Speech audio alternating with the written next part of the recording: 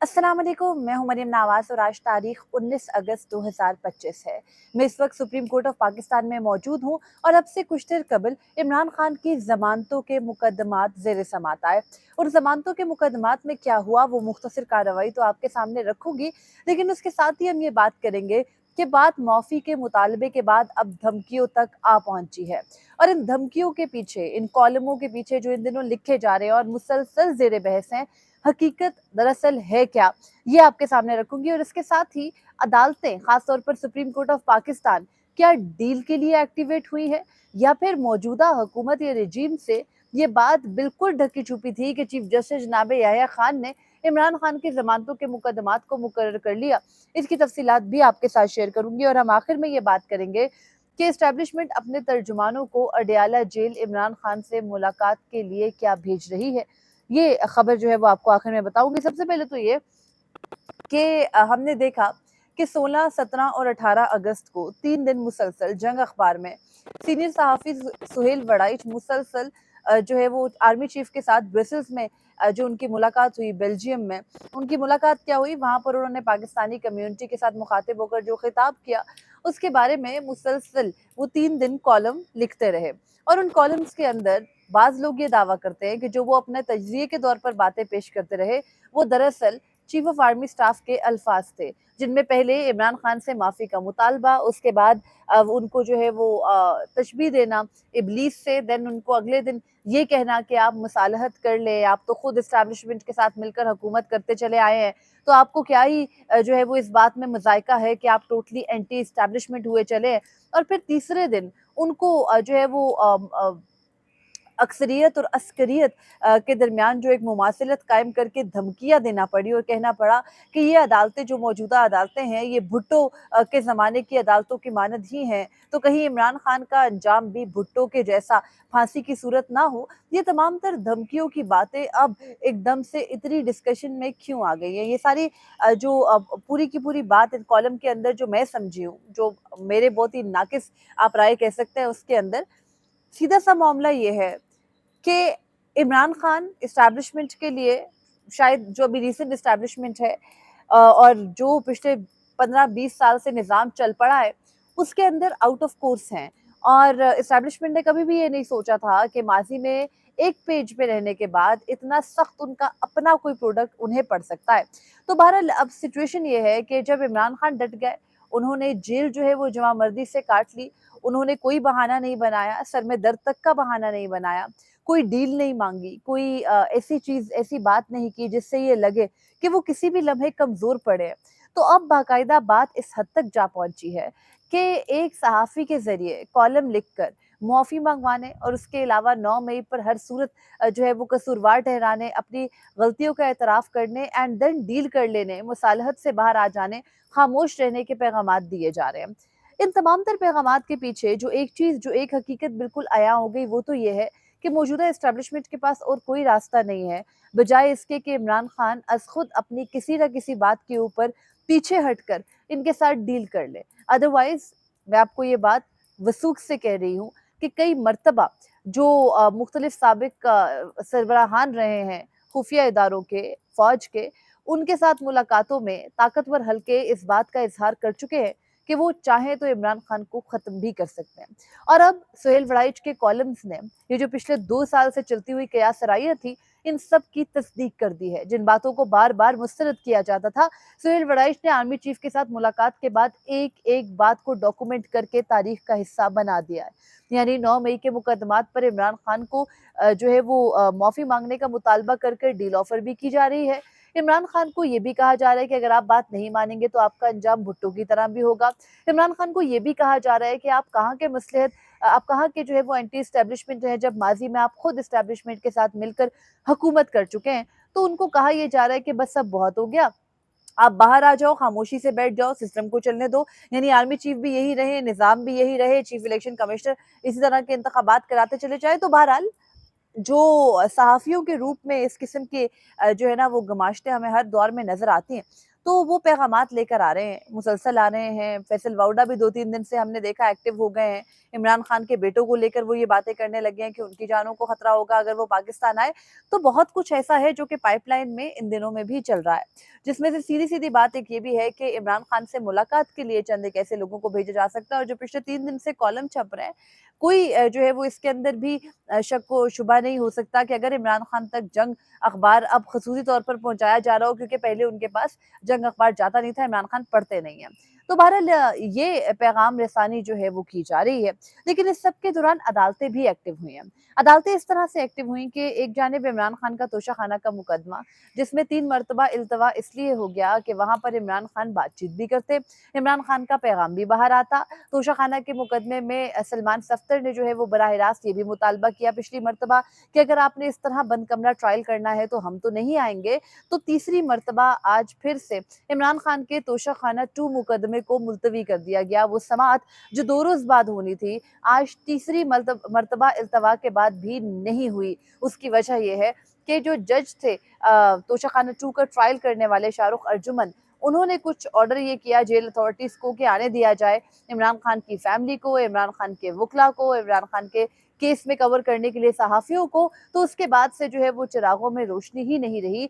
दोबारा से मुकदमे की समाअत ही नहीं हुई। लेकिन एक सरप्राइज़, मैं ये आपको खबर की बुनियाद पर कह रही हूँ कि एक सरप्राइज़ हुकूमत के लिए और मौजूदा एस्टैब्लिशमेंट के लिए उस वक़्त था जब चीफ जस्टिस जनाब याह्या खान ने इमरान खान के 8 मुकदमात को मुकर्रर कर दिया। आपको याद है मैंने आपको ये बात पहले भी बताई थी कि 9 मई के मुकदमात के जब फैसले आना शुरू हुए थे, तो उन फैसलों की बुनियाद पर मुसलसल एक प्रेशर बिल्डअप हुआ था। एक प्रेशर ये था कि अगर जो है वो 9 मई के फैसले आते हैं, तो हर शख्स सोशल मीडिया के ऊपर टारगेट करता है डायरेक्ट बराह रास्त जो है वो चीफ जस्टिस ऑफ पाकिस्तान को, और चीफ जस्टिस जनाब याह्या खान को ये हीट महसूस होती है। वो कहते हैं भई मैं रोज़ 2000 मीटिंग्स कर रहा हूँ, लेकिन लोग उन मीटिंग्स के बजाय 9 मई के मुकदमात में शुक्रिया चीफ जस्टिस पाकिस्तान, शुक्रिया जनाब याह्या खान, ये सब करने लगे हैं। तो इस सब पे उनकी जो मेहनत थी वो मुसलसल ज़ाया होती चली जा रही थी। तो इसलिए चीफ जस्टिस ने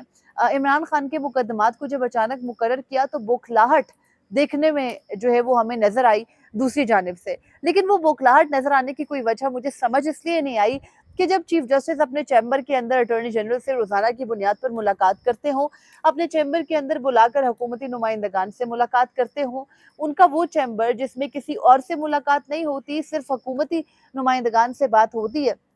वहाँ पर जो है वो जब सारे मामलात तय हो जाते हैं तो टेंशन इस निज़ाम को किस बात की हुई थी? टेंशन इस बात की हुई थी कि इमरान खान को कहीं ज़मानत मिल ही ना जाए। चीफ जस्टिस के साथ बेंच में कौन-कौन शामिल है? अब तक 3 समातें हुई हैं। पहली समात आपको याद है जुलाई में अचानक मुकदमा जैसे ही इमरान खान से वकालतनामे दस्तखत होकर आए तो इमरान खान के 9 मई के 8 मुकदमात में, जिसमें जस्टिस शहबाज रिजवी और जस्टिस तारिक महमूद बाजवा जो कि लाहौर हाई कोर्ट के 2 जजेस हैं, उन्होंने उन स्टार गवाहान जिनके बारे में हम गुज़िश्ता रात भी बात कर रहे थे, हसाम अफजल और मोहम्मद खालिद एएसआई पंजाब पुलिस के, उनके बयानात को बुनियाद बनाकर इमरान खान के 8 मुकदमात जो कि लाहौर के हैं 9 मई में, उनमें ज़मानतें मुस्तरद की। उसके खिलाफ जब दरख्वास्त सुप्रीम कोर्ट ऑफ पाकिस्तान में दायर की गई तो वो दरख्वास्त दायर होते ही जो है वो उसके अंदर मुकर्रर ऐसे हो गई अगले दिन कि वो ई फाइलिंग के थ्रू हुई थी, तो चीफ जस्टिस ने उसको मुकर्रर कर लिया, जबकि सलमान सफ्तर अमूमी इल्तवा पे थे और वो अमूमी इल्तवा सिर्फ 5 दिन का था। सलमान सफ्तर मौजूद नहीं थे, चीफ जस्टिस ने 5 दिन का इल्तवा देने के बजाय 2 हफ्ते का इल्तवा दिया। 11 अगस्त को दोबारा समाअत होनी थी, 11 अगस्त को जब दोबारा मुकदमा समाअत के लिए मुकर्रर हुआ तो चीफ जस्टिस ने कहा कि लाहौर हाई कोर्ट कैसे जो है वो केस के मेरिट्स को टच करने लगा। लाहौर हाई कोर्ट के पास ऐसा कोई इख्तियार नहीं था कि वो इमरान खान के मुकदमात में जो है वो मेरिट्स को टच करता, जबकि वो मुकदमात मातहत अदालतों के अंदर यानी इंसदाद दहशतगर्दी अदालतों के अंदर ज़ेर इल्तवा है। तो उसके बाद ये हुआ कि मुकदमे को अगेन एक तारीख दे दी गई 1 हफ्ते की, 11 के बाद 8 दिन की तारीख दी गई, 19 अगस्त यानी आज मुकदमा दोबारा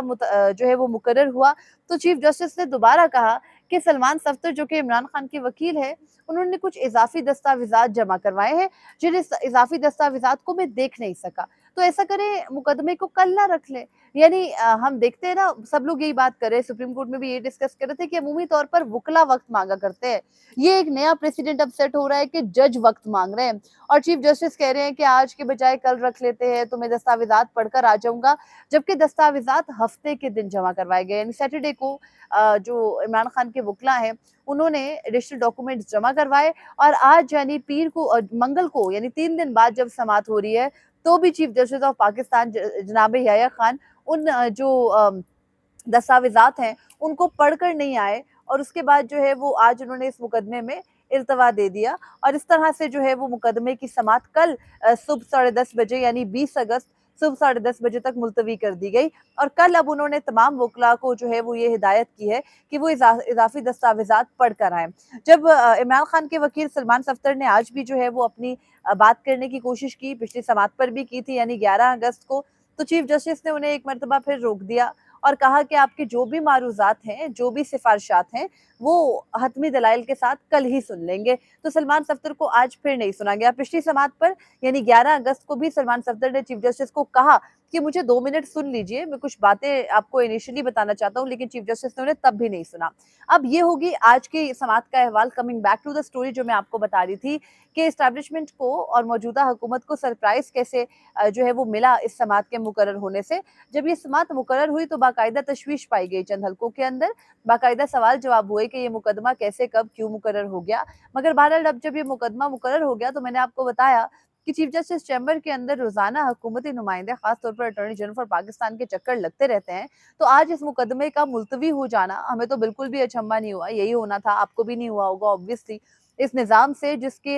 में इंसाफ तक रसाई के लिए चीफ जस्टिस ऑफ पाकिस्तान रोजाना बैठकर मीटिंग्स करते हैं, उस निज़ाम इंसाफ का हाल ये है कि अवाम को कोई उसके अंदर जो है ना वो किसी भी किस्म की उम्मीद नहीं है। लेकिन इमरान खान के वकला, इमरान खान की बहनें, उनकी पार्टी के मुख्तलिफ लोग अब से कुछ देर पहले सुप्रीम कोर्ट में मौजूद थे, अब वो जा चुके, ज़ाहिर-सी बात है। तीसरी दफ़ा जो है वो समाअत हुई और तीसरी दफ़ा भी समाअत 3-4 मिनट से ऊपर नहीं चल सकी। पहली समाअत 30 सेकंड चली, अगली समाअत भी इसी तरह से 1-2 मिनट चली और आज की समाअत का हाल भी यही रहा। तो आलम ये है कि साबिक वज़ीर-ए-आज़म की ज़मानतें हैं, पिछले 2 साल से वो जेल में हैं, 2 साल 15 दिन अब हो रहे हैं, वो जेल में है और निज़ाम इंसाफ जो है उससे उन्हें कोई उम्मीद है और अब जो है वो अवाम अपने आम मुकदमात में भी देख चुकी, ना उनको है। लेकिन चीफ जस्टिस ऑफ पाकिस्तान क्योंकि 26वीं आईनी तरमीम के बाद जो है वो इस मनसब पर आए और 26वीं आईनी तरमीम के बाद इस मनसब के लिए सूटेबल पाए गए, तो उनसे इसके अलावा कोई और उम्मीद की जा भी नहीं सकती। बेंच में शामिल कौन है उनके साथ? जस्टिस शफी सिद्दीकी और जस्टिस मियां गुल हसन औरंगज़ेब और इन दोनों जज साहिबान के बारे में हाई कोर्ट की हद तक आरा कुछ मुख्तलिफ थी, लेकिन हमने देखा कि जस्टिस मियां गुल हसन औरंगज़ेब सुप्रीम कोर्ट आने के बाद इमरान खान के मुखालिफ रिमार्क्स भी देते हैं। ऐसा वो हाई कोर्ट में भी करते थे, लेकिन वहां पर फैसला इमरान खान के हक में दे दिया करते थे। लेकिन अब बहरहाल चीफ जस्टिस का बेंच भी कुछ इस किस्म का प्रॉब्लमेटिक हो सकता है कि जब उनके सामने वो तमाम तर दलाइल पेश किए जाएं जो दलाइल लाहौर हाई कोर्ट में पेश किए गए थे और जब चीफ जस्टिस ने ये भी वाजे कर दिया कि मेरिट्स को टच नहीं करना है, तो फिर ऐसे मामले में, ऐसी चीज़ में जो बुरी चीज़ वो देखेंगे वो यही होगी कि इमरान खान के मुकदमात का ट्रायल कहाँ तक पहुंचा। तो इमरान खान के मुकदमात जो कि 9 मई में हैं, उनके अब तक चालान भी पेश नहीं हुए मुख्तलिफ अदालतों में, तो फिर इमरान खान जमानत के लिए बिल्कुल लायबल हैं। एक ऐसा जुर्म जिसको अब तक प्रोसिक्यूशन साबित करने में